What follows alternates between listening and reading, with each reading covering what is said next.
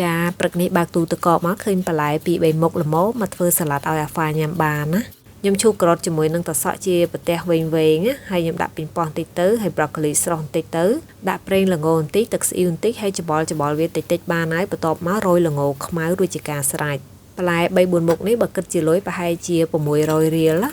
ពងមាន់នេះខ្ញុំទិញមកគ្រាប់700រៀលយកមកគោះបំបែកវាសັບល្អមិនដាក់គ្រឿងអីណាបងប្អូនហើយចាក់ចូលខ្ទះបន្ទាប់មកដាក់ cheese មកប្រទេស cheese hamburger នេះខ្ញុំទិញមកកញ្ចប់វា8000រៀលមាន10ប្រទេសហើយអញ្ចឹងមកប្រទេស800រៀល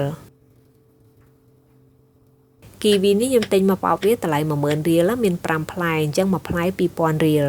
ពេលដែលពងមាន់ឆ្អិនហើយខ្ញុំហាន់វាជាប្រទេសតូចៗមកស្រួលឲ្យអាហ្វាគាត់ដួសញ៉ាំ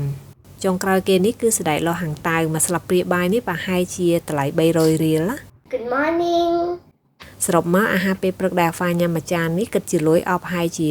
4500រៀលណាបងប្អូនអាហ្វាអាហារពេលព្រឹកម៉ាមីធ្វើថ្ងៃនេះឆ្ងាញ់ហ៎ឆ្ងាញ់ណាស់ម៉ាមីអាហ្វាចូលចិត្តគ្រប់មុខហ្មងតែអំពូមីទាំងអស់គ្នាមើលចប់ហើយសូមជួយចែក like ចុច share ឲ្យអាហ្វាម្នាក់មួយផងណាបាទអរគុណបាទ